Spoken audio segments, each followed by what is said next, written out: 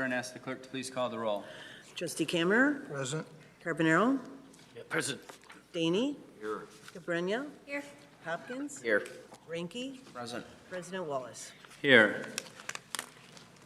First item we have on our agenda this evening, Committee of the Whole, is Building and Zoning Chairman Hopkins. Thank you, President Wallace. We have one item on our agenda tonight, and that's the Bannerman's outdoor seating. With that, I'll ask Roberta to give us a rundown. Thank you, Trustee Hopkins. The petitioner is requesting a special use permit to allow outdoor seating, including the serving of food, at Bannerman's located in the Bartlett Commons Shopping Center. The petitioner purchased Bannerman's in the fall of 2018, and he would like to convert the existing fenced-in area that was previously an outdoor play area into an outdoor beer garden,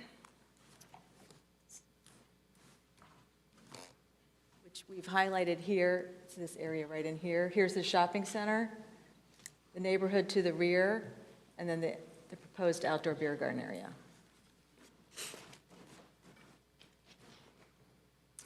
The beer garden would include 10 tables with a total of 40 seats. The petitioner originally proposed to have TVs, games, and occasional acoustic music with no amplification in the outdoor beer garden. However, at the Plan Commission meeting held in June 13th, they recommended prohibiting televisions and speakers from the beer garden. The petitioner also originally proposed repairing and utilizing the existing 6-foot-tall wood fence. The Plan Commission recommended replacing, let me pull up a picture of that. The Plan Commission recommended replacing the existing 6-foot-high fence with an 8-foot-high masonry wall to serve as a noise barrier. Bannerman's is currently open 7 days a week and closes at 11 p.m. Sunday through Tuesday, 12 a.m. or midnight Wednesdays, 12:30 a.m. on Thursdays, and 1 a.m. on Friday and Saturday. The petitioner originally requested that the outdoor beer garden be open during these same hours. However, once again, the Plan Commission recommended limiting the hours of the beer garden Sunday through Thursday until 9 p.m. and then on Friday and Saturday until 10 p.m. So also at the Plan Commission meeting on the 13th, June 13th, the Plan Commission discussed potential noise from activities within the beer garden and the proposed hours for the beer garden, along with the number of calls that were made to the police department. The Plan Commission requested staff to research acceptable noise levels, and the petitioner has agreed to reduce the hours of the beer garden and expressed his commitment to addressing the noise concerns of nearby residents. The Plan Commission did recommend approval, subject to, again, the 6-foot-high wood fence being replaced with an 8-foot-high masonry fence, repairing the existing bollards, obtaining a building permit for the new wall and the 4-foot-wide emergency exit. All activities within the outdoor area shall comply with the Bartlett Municipal Code, Section 434, excessive noise. Smoking shall be prohibited in the beer garden. Televisions and speakers shall be prohibited in the beer garden. The hours of the beer garden shall be Sunday through Thursday until 9 p.m. and Friday and Saturday until 10 p.m., excuse me. And the beer garden shall close at 9 p.m. on Friday and Saturday nights when Bannerman's has indoor live music scheduled. The staff did research the state of Illinois regulations, and we reached out to other municipalities regarding sound limits. And staff would recommend adding the following condition: that the noise level measured at the property lines shall not exceed 55 decibels. The petitioner is here tonight if you have any additional questions for him. I want to ask you a question. You're saying at the property line, Yes. it has to be 55 Yes. decibels. How would we monitor that? How would we know that? I mean, if this comes to fruition, and are we going to have somebody out there with a monitoring device to? Yes. It's typically it's called a decibel Right. meter or a sound level meter, and I've talked to the police chief about purchasing this piece of equipment, and yes, that's how it would be monitored. Someone would be out there. Well, we have residents right now that are telling us that when they have the band inside, I know there won't be any music outside and no TVs, no speakers and whatnot, but do we know what the existing noise level is at the property line right now? We do not, no. Well, how can we go forward? That's why staff was asked to research an acceptable decibel level that the city of Chicago uses. Schaumburg uses this in their noise ordinance. Well, if we're exceeding that now, and he has bands on the interior, he would have to do away with that form of entertainment. I cannot document what that noise level is at this time. It has not been documented by a decibel reading. Well, unless somebody has a better idea, I think that maybe we should go out there one night when he has a band and check with a sound meter and see what it is. I think we joke about that, but I don't think that's out of line. I've been in there when the band's playing, and it is very, very loud. I can see why these people can hear it in their backyard. The 55 decibel reading, if you'll recall, Everwash Car Wash, it was a condition upon their approval for the vacuum. That vacuum was 83 feet from the townhomes to the west, and that decibel level was set at 54. So that 55 coincides with that. I've had a lot of experience with enforcing or not enforcing decibel limits. And without establishing a baseline of what the ambient noise is, which is going to vary by the time of day, it's even going to vary by the weather, it would be very difficult for us to say, well, the 55 decibels are coming from the beer garden versus the 55 decibels are coming from the large trucks on Route 59. Also, and I don't pretend to be a scientist, but the frequency of the sound matters. So 55 decibels of high-frequency sound behaves differently than 55 decibels of low-frequency sound.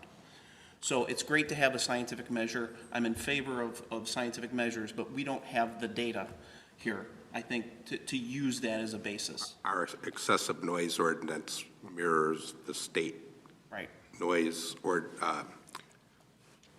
regulations. And unfortunately, to do it correctly, you need a sound engineer, and they're measuring ambient noise, and they're measuring at different octave and bands. And so that's one measure that staff has come up with, and towns have used it, but it is fraught with some problems in terms of some of the flaws that you point out, trying to just have a hard and fast decibel level. I'm not saying it wouldn't be a good idea to have a simpler version, because frankly, in every instance, you can't set up, have a sound engineer come out and do the proper testing. It's expensive. It's one thing when it's industrial and we can make the developer pay for that, but it's not realistic here. Hence staff's idea of a simpler version that we see other towns utilize. I'm not saying that's it, but you know, there's some existing noise that these folks are experiencing already, irrespective of a beer garden. Well, let me just tell you, the way I feel about this right now, if I were coming before the village board and I had a business in town and I knew what the concerns of the residents were and it was based on sound, I would have come in with that documentation and presented it to the residents and to the village board. If I had to contract with a sound engineer to do this, I'd have them out there sampling, taking his samples while the band was playing, and I would gather that documentation, and I'd have something concrete. Everything's up in the air now, and Well, my point is not that as what's existing, is that it would be future enforcement. That's the issue, and you couldn't afford to have a sound engineer, nor could the owner, out there all the time measuring those things. so I'm saying take one evening. When Be that as it may, the band is one issue currently. The other is adding to the use that is going to add some level of noise, this beer garden, which is another issue. But right now, before us is the proposal to add a beer garden on a use that already has noise complaints. I think it's problematic. I think there's several issues with this proposal. That's just my take. I wanted to initially compliment the petitioner in that he did take many of the recommendations that were given to him and tried to accommodate some of them, that being reducing the hours, no speakers, no televisions. I think that was a gesture. There were some things brought to light from the residents that are very concerning to me, that have changed my thought process on some of those things. But I agree with you, Ray, in that if it's about sound, it's his due diligence to prove to us and prove to his neighbors that he is going to be able to follow the direction and commit to acting on what he has promised. And until that time, I'm not comfortable. I would be curious to, Trustee Daney's question about what the decibel level is right now at you folks' home when there's a band in there. And if that's at 100, even without a patio, imagine when that door flies open. So there's some concerns. I think that there's some more work that should be done on this, is my opinion, as far as, again, I think that the petitioner, like Trustee Daney said, should work with the residents and get some idea of what the disturbance is now, because we heard disturbances now. Address those disturbances. Maybe there's a way he can soundproof the building a little bit better.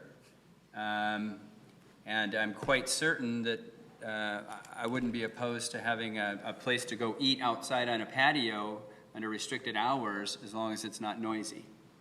And looking at the map or the drawing, it actually makes me wonder if they could come up with some something predictive of what kind of sound. 55 decibels, I just looked it up as we were sitting here, is the sound that a refrigerator makes or a casual conversation. It's not very loud. And if they can somehow prove that to our neighbors, I think that it's reasonable. In looking at where this beer garden is, it's a very small area compared to the length of Bannerman's, and my question would be, on a normal daily basis, when they have a band, does that entire back western wall become a giant amplifier? And if that's the case, then they need to be aware of that, and quite frankly, the beer garden will not have those same amplification properties. Does that? Mm-hmm. Again, I am not a sound engineer either, but I think that that's their due diligence to prove to us and to our neighbors that it's possible. Yeah, I think that we should not forward this on to the village board for a vote, and I think the petitioner should do some more work and present us with certain facts, and we can move forward then. Yeah, more directly, some details about when there is a band in there, what does it sound like in their backyard? I mean, that would be a good thing to know, and if it's the sound of a refrigerator running, we wouldn't hear people complaining, unless you have a really loud refrigerator. Does the petitioner have anything to say? I'm willing to do that test. Okay. I'm willing to do that test to prove to everybody, because I have a video of it right now, it doesn't really hear it. That's perfect. But I'm willing to do a test with an engineer to come back to you guys to show you, so you guys can hear it for yourself. And when there's a band on a Friday or Saturday night. That's perfect, okay. That's the kind of information we need to make an intelligent decision here, but right now, there's I too don't know many. the cost, I'm not gonna promise if it's thousands of dollars for the engineer, I'm not gonna say it's not worth it. But if it's nominal, I'm willing to do it, so they can prove to you that it's not cash. I've done it twice, I've video recorded myself. That was recently last month. All right, thank you. That's perfect. That's all we have under building and zoning tonight. Thank you, Chairman Hopkins. Final item we have under Committee of the Whole this evening is Public Works, Chairman Camerer. Thank you, Mr. President. Jingle Yes, bells. that's right. This is something we've started from last year, and after taking a bit of a dark drive down the West Bartlett Road coming into town and just noticing it was pretty dark, and thinking that perhaps we could just light up trees in the downtown area like some of the other villages do. But we've come to a little bit of a change here, so I'm going to turn this over to staff and to Tyler and let him explain kind of what's going on, but definitely a little different than what I was envisioning. Oh, I think it's perfect. I like the man standing there, too. Yeah, right. I'll start off. As Trustee CAMERER discussed, we looked at originally trying to get the trees. I think that was the initial idea. But we saw the problem with that. We don't have the power. So long-term, that could be a goal that we can add to some type of streetscape project when we're at that point. But then we started looking back, okay, what do we have available that we could do some enhancements in the downtown area and make it look, add some more lights to the area. So we've been working with our lighting vendor, Tyler, we met with them, showed them the buildings that we were thinking about, Village Hall, Police, Metra, the Depot Museum, and the Town Center area, which were they're all right in this area, and for the most part have power. We do have Town Center that needs to get some power, but working with ComEd, hopefully we would be able to get that in place. But I'll let Tyler kind of go through some of the options. We're trying to get feedback to see if we're headed in the right direction or some other direction you want us to go in. So. Okay. So yeah, pretty much what he mentioned, that's in your board packet, the sample slides that were given to us by Artistic Designs. I guess just to be brief about it, they gave us a much larger sample, but these were pretty much the gist of it. What we're recommending would be simple lighting across the Village Hall, the PD, the Depot Museum, and the Metro Station. And then from there, we would have the vendor come in and install them, and they would also maintain them. So if anything happened, they would take care of it. We wouldn't have to worry about storage or anything like that. So some examples that are in the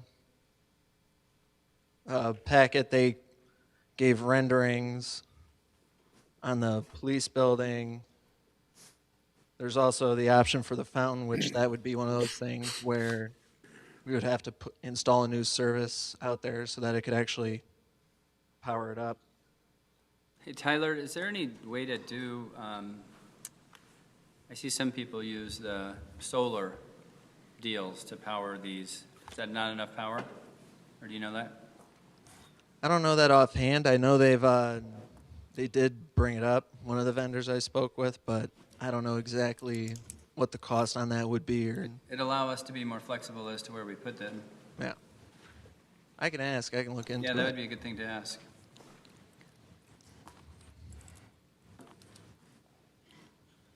So Dan, we've talked about cost prohibitive, but we haven't talked numbers on the electrical, hooking up the electrical for the downtown area. You know, what are we talking cost-wise here? It all depends on where you actually want it. But if you're looking at, I was envisioning like Main Street, Railroad, Oak type time frame. I don't know. But something like that is going to cost hundreds of thousands of dollars. What about if we're just concentrating on the railway, the railway avenue, the main part of Bartlett? People come in those streets and the trees that line the railroad track. Just that.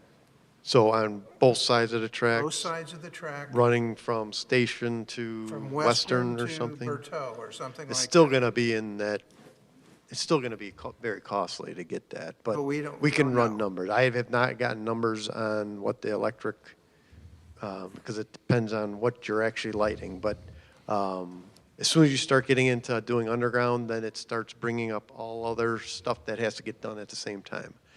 So that's why I suggested doing it with a streetscape, because typically that stuff's going to go in the parkway or sidewalks. So you're tearing stuff up, you're going to have to end up doing that stuff too. So I'm guessing Maybe- it's still going to be in that hundreds of thousands of dollars. But these costs are 20,000 a year, year after year after year, right?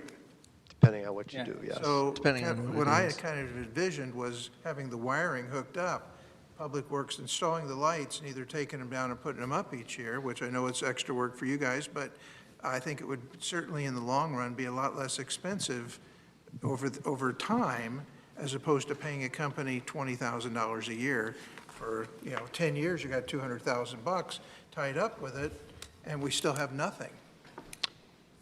Well, Well, you would still have to purchase the lights. And a lot of those times, when you're talking about string lights, you're not salvaging a lot of that stuff, so it actually is thrown out, at least my experience working in Geneva. So you'd have to look at that. Timing is going to be one of those issues as far as whether our crews would be able to do that work, because we've got the Bartlett tree that we're doing. We're doing the artificial tree. We're suggesting we could do the tree out at Town Center. If we start adding more and more to it, we're supposed to be getting our trucks ready for winter and all that type of stuff. So I'd get concerned on being able to have all that stuff done and ready in time. So that would be my concern there. Can we do it? Sure, of course we can. What suffers because of we're doing it is where I would have to look at it. Well, I'm also concerned, Dan, if we're talking about hundreds of thousands of dollars to put in the electrical. That doesn't include the lights. What's the timeframe on that? I mean, are we talking, I don't know if our budget has, an extra couple 100,000 lying around to put in the electrical, so I think I would need some time on that as well, some time frame. Plus, Yeah, that would be a much bigger No disrespect, project. Dan, but we're estimating right now, basically, right? So, I mean, you could very likely be correct, but then again, you could be wrong. So, I don't know, going around lighting up the town hall and the police department and all these other things, in my mind, wasn't going to bring the festivity to the downtown area of Bartlett. The spirit, the Christmas spirit. The Well, Christmas. you can think back 3 years ago, we didn't even have the lights we have, so. Well, that's right, but No flower baskets. And no flower baskets. that's So right. let's do baby steps here. Maybe we just, Tyler, if you can throw together something for the next board meeting or something along the lines of, hey, this is a small amount we can enhance with a big impact. One of the things that we had done earlier is we put together a source map for where the electrical is and where it isn't throughout the downtown, and we can go off of that and start to put together some prices so you can see what Dr. CAMERER is asking us, That'd be good. so that we can perhaps compare on whether or not you want to do either, other, both, or. So why don't we put together some actual numbers then? Did we not have did we not put off year, just add a a certain little amount, bit. $20,000 a year for lights? Did we not do that? It needs to be permanent, right? Did we not budget for that? Because we've been adding the lights along Main Street. Our budget for lights, Or just one-time Just one purchases for time? the lights. No, we did it 2 years in a row. We spent 20 grand. But we own them now. That's correct. So- And my question is, where do we store them? Don't you have some in your garage? I have some. Bring them mine. in the garage. That's the thing, is the more we purchase, the more we have to store. No, we got that building by the water tower. Well, I'm going to tell you right now, $100,000 to do the underground electrical work, you can buy a great number of extension cords for $100,000. Or a nice generator. Extension cords for all over the village. I mean, what electricity do we use? He's gonna burn up our downtown. At Gazebo Park. Where do we get the electric? I can't hear you. Where do we get the electric for the tree that we have next to the gazebo downtown? We run it from the gazebo. There's a new electrical service that we put in Perfect. there That would last be a year. good place to add some lights at the gazebo and work your way back towards, Gazebo's lit. I'm sorry? We like the Park District lights the gazebo from that electrical service, right, Dan? Oh, speaking of the gazebo, tap just into to that. change the subject for a minute, you know, and Vince has also said this, and I've had a number of people, when we walk through the village and whatnot, who's responsible for the maintenance of the gazebo? Is it the park district or is it the The village? Park District maintains the gazebo. As you know, that park is due for renovation, and they are working on not only the Free to Be Me Park in the playground area, but also the bricks and the gazebo. Is there some, are they thinking about painting the gazebo, do you know? I would imagine so. I can confirm that with the Park District. It's missing a couple of shingles up at the top. I mean, we do have Bartlett Hills that's trying to have weddings. It'd be a nice place to take some pictures, but it's kind of chipping and looks hideous. They go out on the 18th green when we're playing golf. Like I said, I think it's part of their renovation program that they have for the park. Last time I talked to them, that was their plan, to renovate the gazebo when they do the Free to Be Me Park. They got the funding for that this past year. I can ask her for a time frame on the Thank you. project. All right, I think that's it for our committee Does then. anybody have any other Christmas light ideas? It sounds like if you feel very strongly about where the lights should be located specifically, maybe Public Works and whoever has a very strong opinion should sit down and talk about it, maybe a little bit in detail. Sounds like there's a couple of different opinions up here, and then there's other opinions. We could I'd have, be happy to sit down, because I have a strong opinion about it. Yeah, we could have the absolutely. board stringing day. That's right. December 1st. We'll go out. At every meeting. I do agree with trustee Camerer. I think along the tracks would be a good place to start. So, And the depot. Yeah, that's fine. Would be Yeah, the nice. train depot, the old and the new, for that matter, and the trees along the It's track. 4th of July and we're talking about Christmas. What's going on here? That's it. All right, Well, I have one last thing before you. Thank you, Chairman Kammer. You finished? I'm done. Okay, thank you, Chairman Kammer. Let me ask a question. We have the trustees, we're all in the parade. Is there any, thought of maybe wearing the same colored shirt? We had talked about that, wear white, red, or blue. Okay, thank you. No, it'd be nice if we had a mix, right? Red, white, and blue? Well, that's what trustee, It's gonna be 98 degrees. I'm wearing white. You guys can pick red or blue. Speaking of the 4th of July coming up, there's so much work that is done from this staff and the Park District and the 4th of July Committee, and I just want to publicly say thank you to all of those involved who, they've been doing all the work, and here comes the big show. So Yeah, absolutely. publicly, this board should thank all of those involved and all of you for your extra work, the police department especially for all of that you do. So thank you on behalf of us and the residents for your work. And just to make a note, we were hoping that those road resurfacing would be completely done. They thought it would be completely done, but with the weather, they weren't able to get it completed. So thank you, Mr. Dingus, for contacting them, and if you'll notice, they've removed everything out of the area and got it to the point where we can manage the festival. Exactly. And then they're gonna have to come back. So thank you. The one section that will still be under construction is that sidewalk or bike path by the horse farm. By the horse Unfortunately, they're not going to finish it. they're not going to be able to get that done. That's a Park District, right? Well, no, that's part of the county project. Okay. They're redoing the ramps and all that. They had pipe work to do, and So that's a good Soil point, issues. especially with the parade. We might want to have like somebody stationed there, Chief, just because that's pretty dangerous right there. Yeah, people walking around that area. We talked about it this morning too, and getting in touch with the 4th of July committee and just having them notify everyone that's in the parade, like the Medina Shriner motorcyclists and stuff like that. That's going to be a little rougher patch of road that they need to be wary of. Yeah, and there's some places where they've tried to fill in with dirt. That's going to be an entire mess when it rains, and we know it's going to rain in the next 4 or 5 days. So it could be a little bit crazy.